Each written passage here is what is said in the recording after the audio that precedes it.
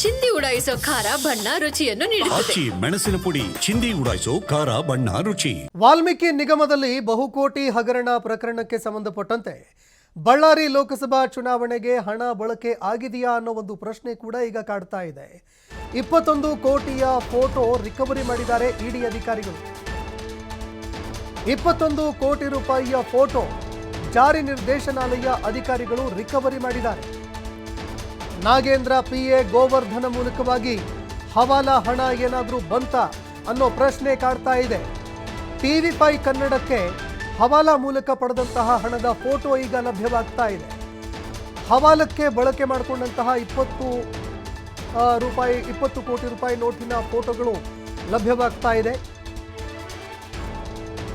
ಇಡಿ ಅಧಿಕಾರಿಗಳು ಮೊಬೈಲ್ಗಳನ್ನು ಪಡೆದುಕೊಂಡು ತಪಾಸಣೆ ಮಾಡಿದಂತಹ ಸಂದರ್ಭದಲ್ಲಿ ಒಂದು ಫೋಟೋ ರಿಕವರಿ ಮಾಡಿದ್ದಾರೆ. 21 ಕೋಟಿ ರೂಪಾಯಿಯ ಫೋಟೋ ರಿಕವರಿ ಮಾಡಿದ್ದಾರೆ ಅನ್ನೋ ಮಾಹಿತಿಗಳು ಲಭ್ಯವಾಗ್ತಾ ಇದೆ. ಇದು ನಿಜ ಆಗಿದ್ದೇ ಆದರೆ ಆಗ ಸಾಕಷ್ಟು ಸಂಕಷ್ಟ ಎದುರಾಗತ್ತೆ. ಒಂದು 20 ರೂಪಾಯಿ ನೋಟ್ ಇದೆ. ಈ ನೋಟಿನ ಹಿಂದೆ ಸಾಕಷ್ಟು ವಿಚಾರಗಳು ಈಗ ಬಯಲಾಗ್ತಾ ಇದೆ. 21 ಕೋಟಿಯ ಫೋಟೋ ಅಧಿಕಾರಿಗಳು ರಿಕವರಿ ಮಾಡಿದ್ದಾರೆ. ನಾಗೇಂದ್ರ ಪಿಎ ಗೋವರ್ಧನ ಮೂಲಕವಾಗಿ ಹವಾಲಾ ಹಣ ಬಂದಿದೆ ಅನ್ನೋ ಮಾಹಿತಿಗಳು ಲಭ್ಯವಾಗ್ತಾ ಇದೆ. TV5 ಕನ್ನಡಕ್ಕೆ ಹವಾಲಾ ಮೂಲಕ ಪಡೆದಂತಹ ಹಣ ಏನಿದೆ ಅದರ ಒಂದು ಫೋಟೋ ಲಭ್ಯವಾಗ್ತಾ ಇದೆ. ಹವಾಲಾಗಾಗಿ ಬಳಕೆ ಮಾಡಿದಂತಹ 20 ರೂಪಾಯಿ ನೋಟಿನ ಒಂದು ಫೋಟೋ ಅಧಿಕಾರಿಗಳು ಈಗ ರಿಕವರಿ ಮಾಡಿರುವಂಥದ್ದು. ಅದೇ ರೀತಿಯಾಗಿ ದೃಶ್ಯಾವಳಿಯಲ್ಲಿ ನೀವು ನೋಡ್ತಾ ಇದ್ದೀರಿ, ಕಂತೆ ನೋಟಿನ ಫೋಟೋಗಳು ಈಗ ಲಭ್ಯವಾಗಿರುವಂಥದ್ದು. ಹೀಗಾಗಿ ಸಾಕಷ್ಟು ಅನುಮಾನ ಈ ವಿಚಾರಕ್ಕೆ ಸಂಬಂಧಪಟ್ಟಂತೆ ಈಗ ಎದುರಾಗ್ತಾ ಇದೆ. ಈ ಪ್ರಕರಣಕ್ಕೆ ಸಂಬಂಧಪಟ್ಟಂತೆ ಮತ್ಯಾವ್ಯಾವ ವಿಚಾರಗಳು ಬೆಳಕಿಗೆ ಬರುತ್ತೆ ಅದನ್ನು ಕೂಡ ಕಾದು ನೋಡಬೇಕಾಗತ್ತೆ. ಯಾಕಂದರೆ ಈಗಾಗಲೇ ನಾಗೇಂದ್ರ ಅವರ PA ಮೊಬೈಲ್ ಫೋನ್ ಪಡೆದುಕೊಂಡು ಅದರಲ್ಲಿ ರಿಕವರಿ ಮಾಡಿರುವಂತಹ ಫೋಟೋಗಳಲ್ಲಿ ಸರಿಸುಮಾರು 21 ಕೋಟಿ ರೂಪಾಯಿ ವಿಚಾರಕ್ಕೆ ಸಂಬಂಧಪಟ್ಟಂತೆ ಮಾಹಿತಿಗಳು ಲಭ್ಯವಾಗಿದೆ ಅನ್ನುವಂತಹ ವಿಚಾರ ಬೆಳಕಿಗೆ ಬರ್ತಾ ಇದೆ. ಅದೇ ರೀತಿಯಾಗಿ ಈ ಹಣ ಏನಿತ್ತು ಇದನ್ನು ವಾಲ್ಮೀಕಿ ನಿಗಮ ಹಗರಣದಲ್ಲಿ ಏನು ಹಣ ಇತ್ತು ಈ ಹಣವನ್ನು ಚುನಾವಣೆಗೆ ಬಳಕೆ ಮಾಡಿಕೊಳ್ಳಲಾಗಿದೆ ಅನ್ನೋ ಆರೋಪ ಕೂಡ ಈಗ ಎದುರಾಗ್ತಾ ಇರುವಂಥದ್ದು. ಈ ಬಗ್ಗೆ ಮತ್ತಷ್ಟು ಮಾಹಿತಿ ಕೊಡ್ತಾರೆ ಪ್ರತಿನಿಧಿ ಸಂತೋಷ್ ಪಟೇಲ್, ನೇರ ಸಂಪರ್ಕದಲ್ಲಿ ಜಾಯ್ನ್ ಆಗಿದ್ದಾರೆ. ಸಂತೋಷ್ ಪಟೇಲ್, ಕಾಂಗ್ರೆಸ್ನ ನಾಯಕರ ಮನೆಗಳ ಮೇಲೆ ಇಡಿ ಅಧಿಕಾರಿಗಳು ದಾಳಿ ಮಾಡಿದ್ದಾರೆ. ಇದೇ ಸಂದರ್ಭದಲ್ಲಿ ಸಾಕಷ್ಟು ವಿಚಾರಗಳು ಬೆಳಕಿಗೆ ಬರ್ತಾ ಇದೆ. ವಾಲ್ಮೀಕಿ ನಿಗಮ ಹಗರಣ ಪ್ರಕರಣ ಒಂದು ಕಡೆ, ಮತ್ತೊಂದೆಡೆ ಫೋಟೋಗಳನ್ನು ರಿಟ್ರೀವ್ ಮಾಡಿದ್ದಾರೆ, ಹಣದ ಫೋಟೋಗಳನ್ನು ರಿಟ್ರೀವ್ ಮಾಡಿದ್ದಾರೆ. ತನಿಖೆ ಯಾವ ರೀತಿಯಾಗಿ ಮುಂದುವರಿತಾ ಇದೆ, ಇಡಿ ಅಧಿಕಾರಿಗಳಿಗೆ ಏನೆಲ್ಲ ಮಾಹಿತಿಗಳು ಲಭ್ಯವಾಗ್ತಾ ಇದೆ ಅಂತ?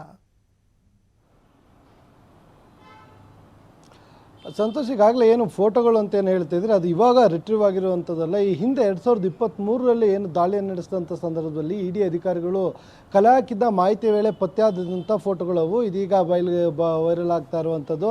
ಅಂದರೆ ಈ ಹಿಂದೆ ಏನು 187 ಕೋಟಿ ವಾಲ್ಮೀಕಿ ನಿಗಮದ ಹಣ ಏನಿತ್ತು ಇದನ್ನು ದುರುಪಯೋಗಪಡಿಸ್ಕೊಂಡಿದ್ದಾರೆ ಅಂತ ಸಂದರ್ಭದಲ್ಲಿ ಈ ಮಾಹಿತಿ ಆಧಾರದ ಮೇರೆಗೆ ಇಡಿ ಅಧಿಕಾರಿಗಳು ದಾಳಿಯನ್ನು ನಡೆಸಿದಂಥ ಸಂದರ್ಭದಲ್ಲಿ ಏನು 21 ಕೋಟಿಯಷ್ಟು ಮೌಲ್ಯ ಹಣ ಒಂದು ಕಡೆ ಇರುವಂಥ ಫೋಟೋಗಳು ಲಭ್ಯವಾಗಿತ್ತು. ಅದಷ್ಟೇ ಅಲ್ಲದೆ ನಾಗೇಂದ್ರ ಅವರ PA ಗೋವರ್ಧನ್ ಮುಖಾಂತರ ಹವಾಲವಾಗಿ ಹಣ ವರ್ಗಾವಣೆ ಮಾಡಿದೆ ಅನ್ನೋ ಆರೋಪಗಳು ಕೇಳಿ ಬರ್ತಾ ಇತ್ತು. ಅದಕ್ಕೆ ಸಂಬಂಧಪಟ್ಟ ಹಾಗೆ 20 ರೂಪಾಯಿನ ಒಂದು ನೋಟ್ ಇತ್ತು, ಅದನ್ನು ಕೂಡ ಹಿಂದೆ ವಶಪಡಿಸ್ಕೊಂಡಿದ್ರು. ಅದರ ಫೋಟೋ ಕೂಡ ವೈರಲ್ ಆಗ್ತಾ ಇರುವಂಥದ್ದು.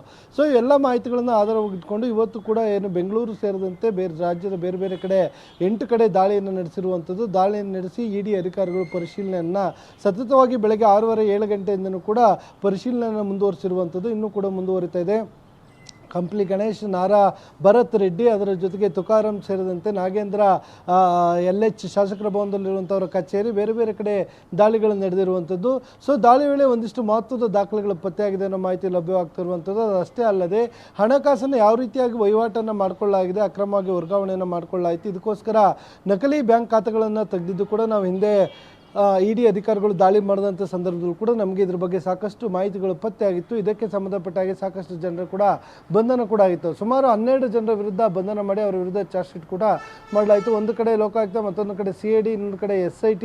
ಅದಲ್ಲದೆ ಇಡಿ ಅಧಿಕಾರಿಗಳು ಕೂಡ ಈ ಬಗ್ಗೆ ದಾಳಿಯನ್ನು ನಡೆಸಿದ್ರು. ಸೊ ಒಟ್ಟಾರೆಯಾಗಿ ಇಡೀ ಪ್ರಕರಣಕ್ಕೆ ಅಂದರೆ 1 ವರ್ಷಗಳ ಬಳಿಕ ಮತ್ತೆ ಇತರ ಕಾಂಗ್ರೆಸ್ ನಾಯಕರುಗಳ ಮನೆ ಮತ್ತು ಕಚೇರಿ ಮೇಲೆ ದಾಳಿ ನಡೆಸಿರುವಂಥದ್ದು ಎಲ್ಲೋ ಒಂದು ಕಡೆ ಮುಂದಿನ ದಿನದಲ್ಲಿ ಆಡಳಿತಾರೂಢ ಸರ್ಕಾರಕ್ಕೆ ದೊಡ್ಡ ಮಟ್ಟದ ಕಾನೂನು ಸಂಕಷ್ಟವನ್ನು ತರಬಹುದಾ?